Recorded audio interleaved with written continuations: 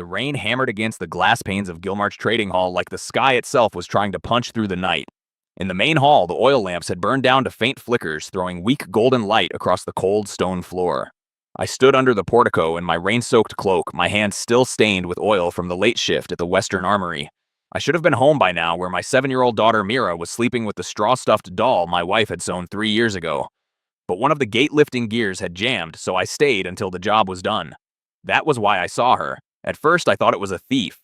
A lone figure stood in the middle of the hall, a small wooden trunk at her feet, and 2 rough canvas bags beside it. But when I stepped closer, the lamplight caught her face, and I froze. It was Lady Varka Oren, the orc mistress of Gilmart's trading hall, the most powerful woman in the border town of Eldor's Gate, the one merchants both respected and feared, the one who walked into council meetings with her back straight as a spear, her voice like steel and eyes that weighed every man's worth on the spot. But tonight, Lady Varka did not look like that woman at all. Her long black hair, usually pinned tight with a silver clan circlet, hung in wet tangles. The kohl around her eyes had run down her gray-green cheeks in 2 dark streaks like the last marks of a losing battle. Her dark velvet cloak was still expensive, but the collar was crooked as if she had thrown it on in haste. And her large, strong hands, the same hands that had once slammed onto council tables and silenced lords, were trembling as they clutched her own arms. "Lady," I said softly. She jerked around. For one brief moment, her spine straightened on instinct. Then it broke. The moment she recognized me, the composure shattered. "It's you," she said, her voice hoarse. I thought no one else was left. I moved closer. My eyes flicked to the trunk at her feet, then back to her pale face.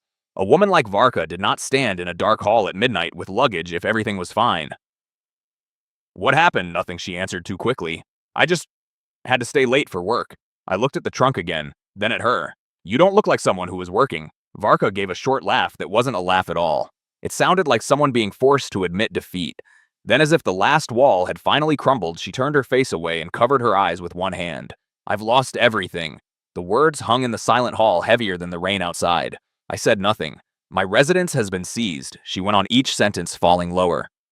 "My personal trading accounts are frozen. My former husband allied with his family and some of the old shareholders. They forced the council to strip me of control. They left me a hollow title, a few useless papers, and exactly 1 night to leave." She bent down and gripped the trunk's handle until her knuckles went white.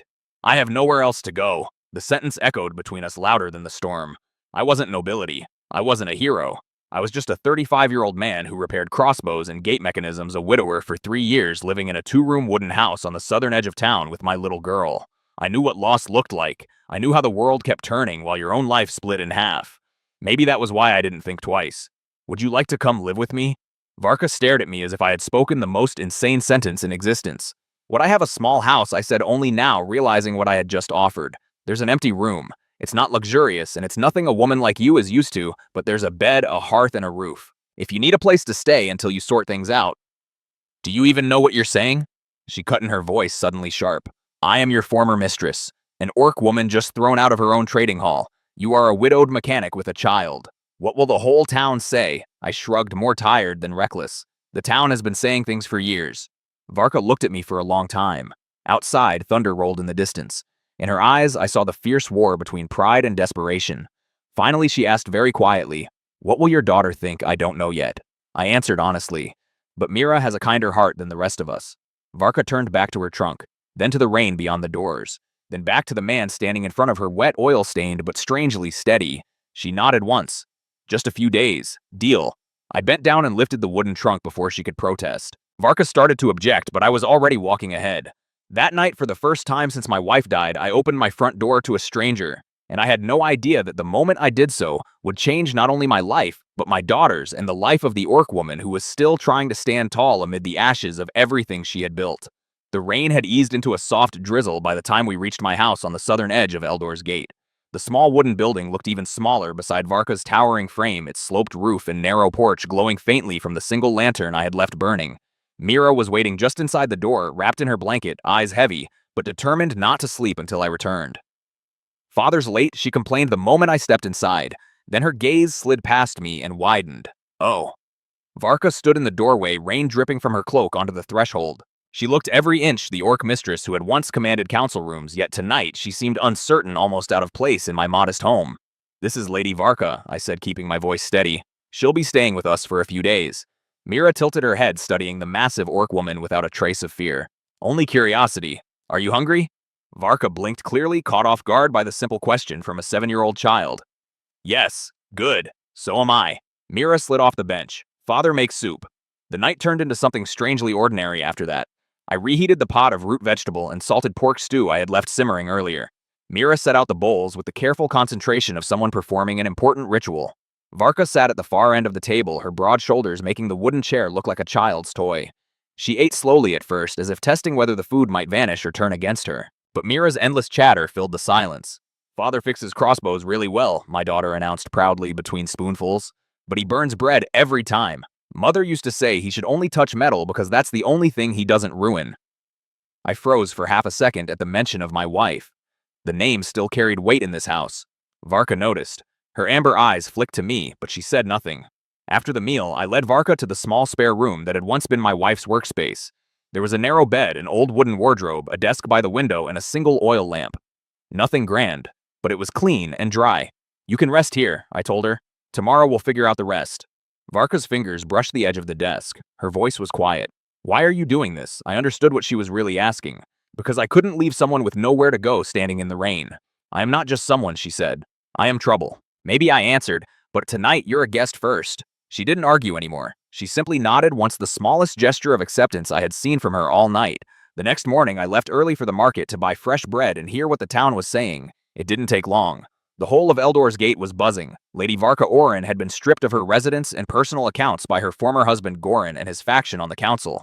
But the whispers carried something darker. There were rumors she still held old trade charters for the northern salt routes and the official seal that controlled them. If those documents fell into the wrong hands, half the trading power in the borderlands would shift overnight. When I returned home, the house already felt different. The floors had been swept cleaner than I had managed in months. The table was wiped down, and Varka stood in the kitchen wearing one of my wife's old tunics, the sleeves too short on her powerful arms, the shoulders stretched tight, stirring a pot of porridge. She had clearly tried to make herself useful while I was gone. Mira sat on the bench, swinging her legs. She made breakfast. It smells better than yours. Varka glanced at me, almost apologetic. I didn't know what humans eat in the morning, so I made what my people eat. Grain porridge with dried meat. If it's not to your taste, it's fine, I said.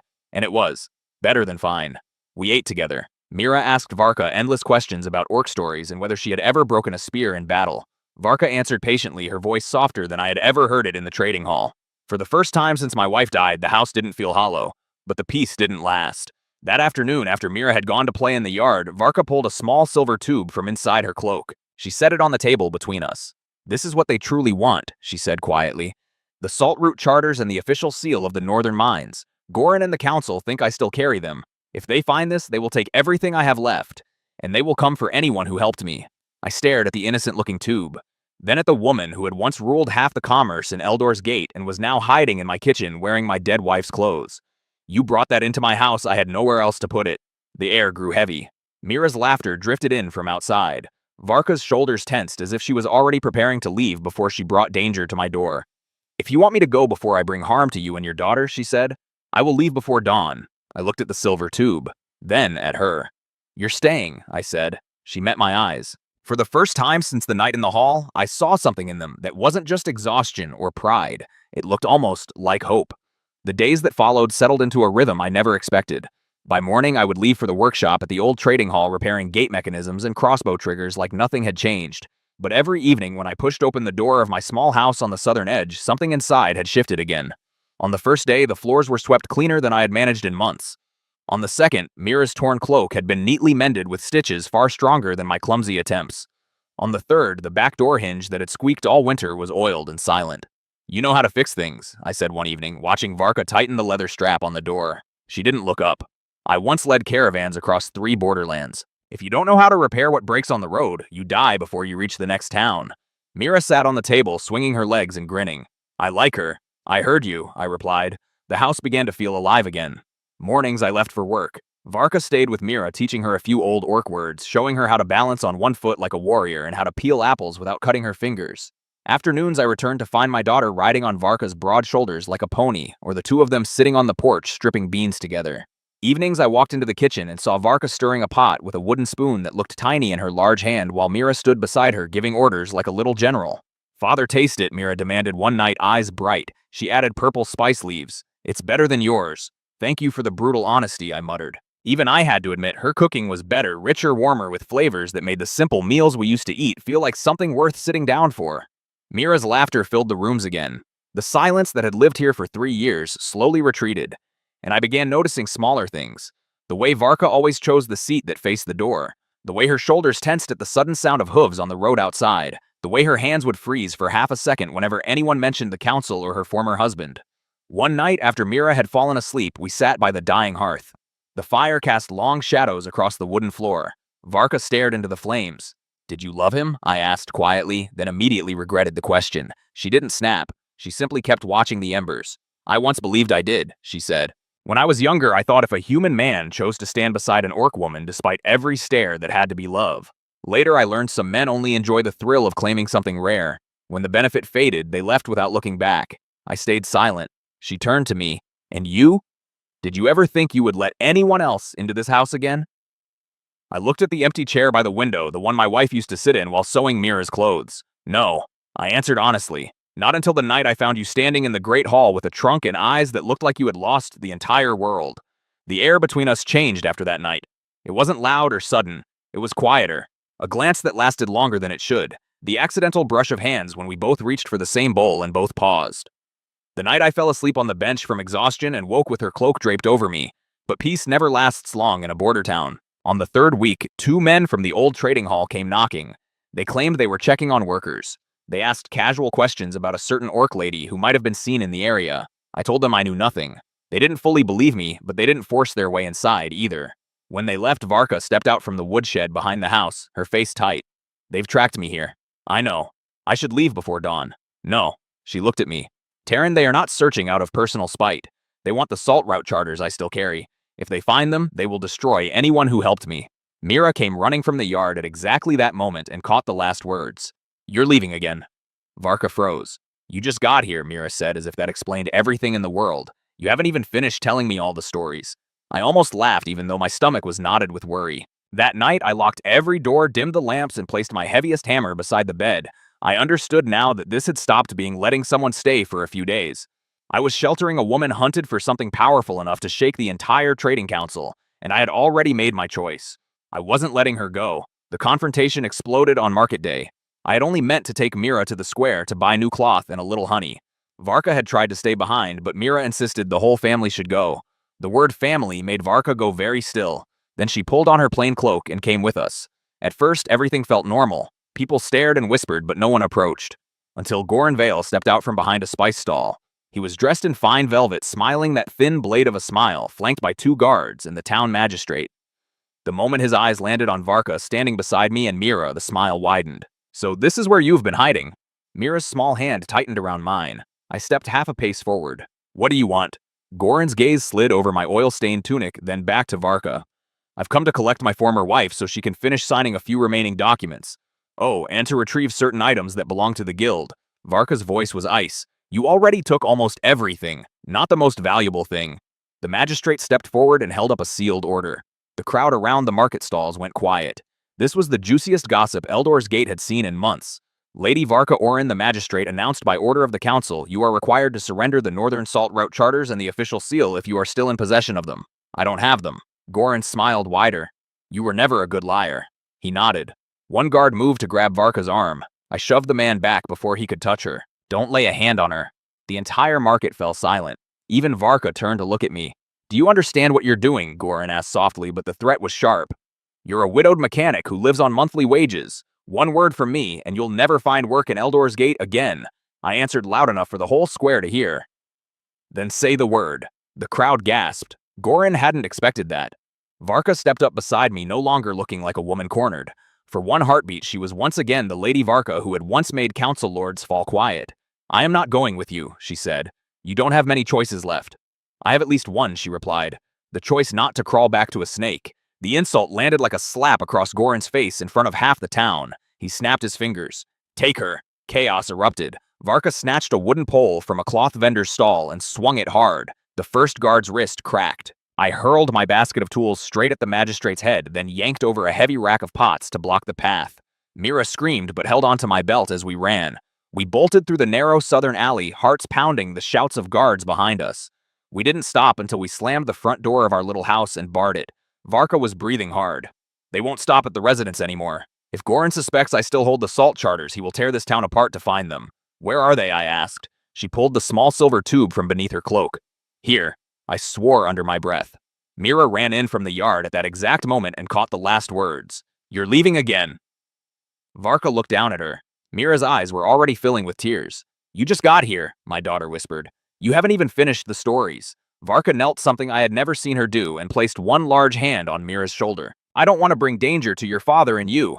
Mira threw her arms around Varka's waist. If you go, this house will be sad again. I watched the two of them and felt something inside my chest crack open and settle at the same time. That night, after Mira was safely sent to stay with her aunt at the end of the lane, Varka and I stood in the kitchen. She was tying a short sword to my belt with steady hands. If you come with me, she said quietly, there is no going back to the life you had before. I know. Your people, my people, the whole town. None of them will let this rest. I know that too. She finished the knot and looked up at me. Her voice was barely above a whisper. Why are you still coming? I met her eyes, because I don't ever want to have to explain to my daughter that I let the person who matters most to both of us disappear right in front of me. Varka was silent for a long moment. Then she leaned in and kissed me. It was short, fierce trembling as if both of us had been holding it back for weeks. Outside, the night wind moved through the fields. Inside, the oil lamp flickered. And by morning, we would leave the small house that had just become a home and walk straight into the fight that would decide whether we could keep it. The journey to Kardarak was harder than I expected. I was not a man built for long marches through forest and mountain. My shoulders ached under the pack, my legs burned on the steep stony paths, and sleep came in short, restless bursts against cold tree roots. But Varka always slowed her pace just enough for me to keep up. She divided the dried meat before she took her own share. When the night wind cut sharp through the passes, she wrapped half her cloak around my shoulders, even though she was shivering too. Somewhere on the second day between the trees and the rising mist, I saw a different Varka than the one who had once ruled council halls. This Varka did not sleep deeply. Every distant sound of hooves made her sit up with a hand on her knife. This Varka spoke of her mother in short, careful sentences and then fell quiet for a long time. This Varka admitted voice low that if she had not met me that night in the Great Hall, she might have simply walked into the rain and let herself disappear. I told her about my wife, about the fear of losing one more person who mattered, about how I had thought my heart had already used up its last room. By late afternoon on the second day, we reached Kardarak, an old stone way station halfway up the ridge once used to collect salt taxes from caravans. It was not abandoned as Varka had feared. A handful of loyal guards, an old quartermaster, 2 scribes, and a small escort still remained, men who had sworn to her bloodline long before the trading hall changed hands. When Varka drew out the silver tube and broke the seal, the entire room went still. The old quartermaster dropped to one knee. We thought you were dead, my lady. I'm harder to kill than that. Word spread fast. By the next morning, Goran knew we had reached Kardarak and came with his men. He no longer wanted only the charters. He wanted Varka gone for good. The fight came in the courtyard at dawn. It was not a grand battle of thousands. It was ugly, close, and desperate, the kind border towns understand too well. I did not become a hero with a sword. I remained a mechanic. But that was exactly what saved us. I remembered the old gate mechanisms I had repaired for years. I climbed the wall, reset the counterweights and chains, and dropped the iron portcullis at the exact moment Goran's men charged. Then I triggered the old salt slide traps in the yard, turning the ground into a slick sliding chaos that broke their formation. Varka fought in the center of it all, like someone finally allowed to be who she truly was.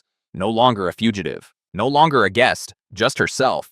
When Goran was backed against the stone steps, bleeding and furious, he still tried to spit venom. You think you've won? Even if you take back the salt roots, you're still just an orc who slept in a poor mechanic's house. Varka stepped forward, blade steady at his throat. Yes, she said. And that was the kindest thing that ever happened to me. She did not kill him. Bind him, she ordered her men. I want him alive long enough to sign back everything he stole. 3 days later, the news reached Eldor's gate. The salt roots and the official seal were restored to Varka.